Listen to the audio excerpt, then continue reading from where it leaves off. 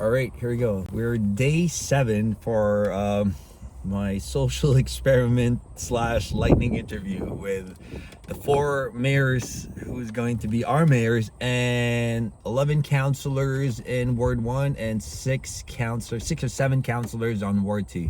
Today we have Mr. John Appleman, and he's here today with me to answer our 5 lightning questions. How are you doing today, John?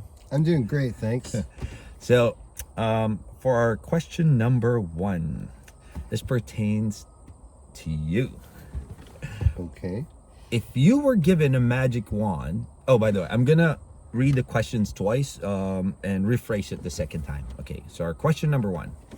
If you were given a magic wand to change anything in this town, what would it be and why? And if you had a magic wand and could change anything in this town, what would you change and why?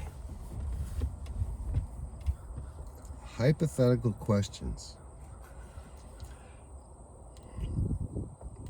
I don't know that I would change a whole lot of Port Hope. I think the town is very good the way it is. I might wish the infrastructure never crumbled from being as good as it could be, that sort of thing.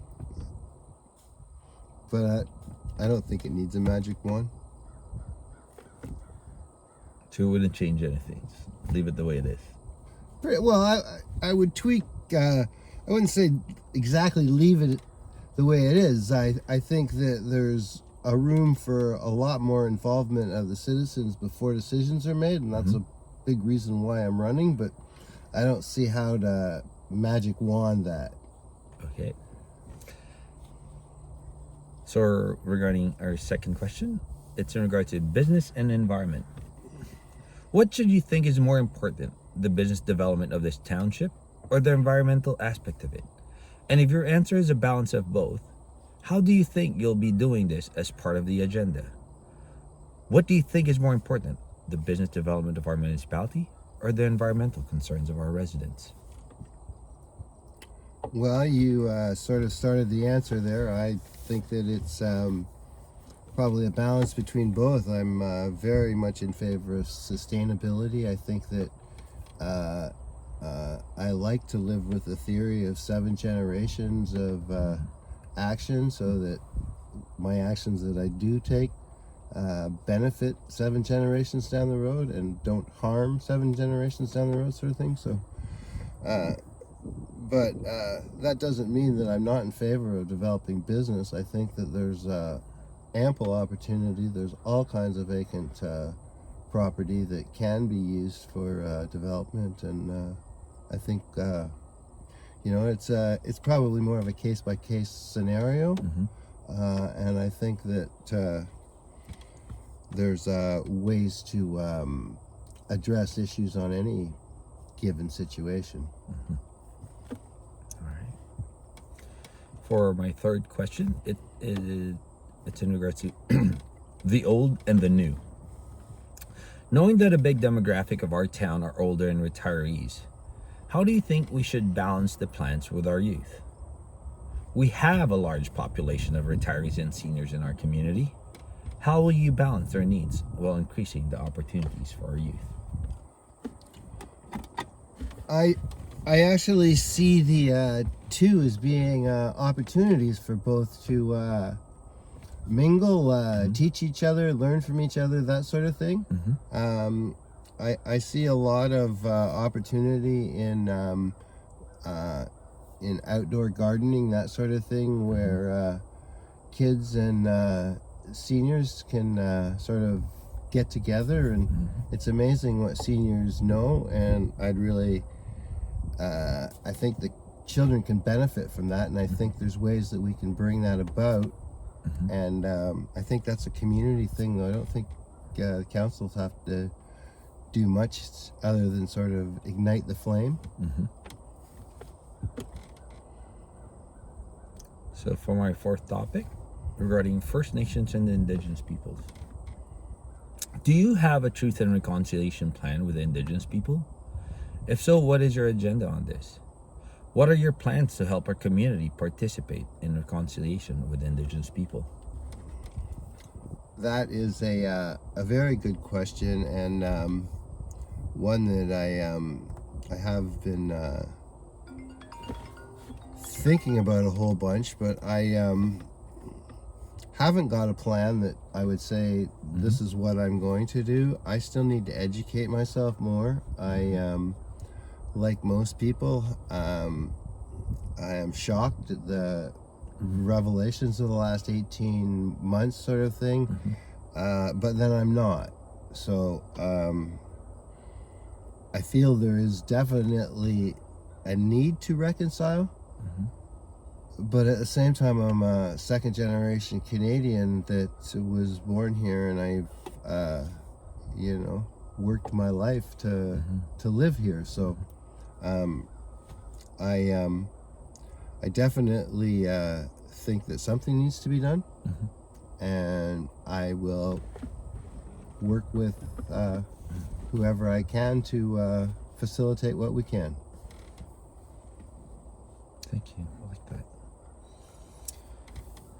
And for our last question regarding the corporation and the people. The current large corporations and developers that are stakeholders in our township have a lot to say in most projects here. How can you make sure that the local residents' interests are met? At present, there are large corporations and developers with the influence and resources to have their say about most projects here. Can you balance corporate interests with the interests of residents and ensure that people who live here are also heard?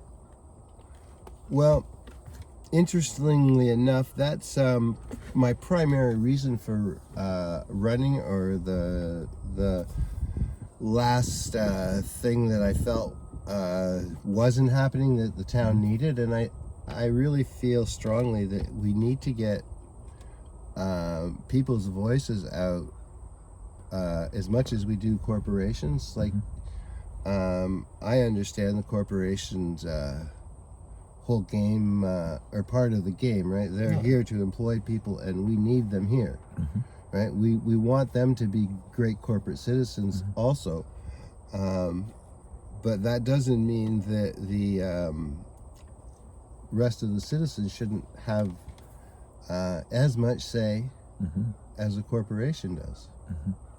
And not that I am, like I said, I'm not against corporations, but and it wasn't really just corporations. I feel the municipality can do a better job of incorporating more voices beforehand rather than after. And I really feel that probably every councillor will touch on that during the election, because it seems like I've heard it from almost every candidate that there needs to be a better process, and I feel I'm the right person for that, because I've been on volunteer committees across Canada.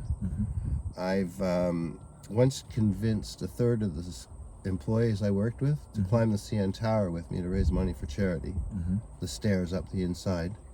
So that's a quarter mile straight up. They thanked me afterwards too, I can guarantee you.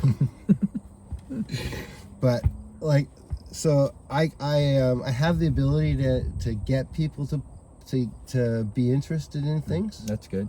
I involved hundreds of people recently on the waterfront in getting their opinions on what they thought the waterfront should look like, and that's just the kind of guy I am. I like to have fun. I like to be involved, and I want to meld ideas, not bring. I'm not coming with a pot full of ideas. I'm coming with a pot half full of ideas that we're gonna form the ideas out of everybody's ideas, not just mine. That's good. All right. Well, thank you for your time. I greatly appreciate it. No problem. Well, all the best and good luck. Okay, thanks. Take care.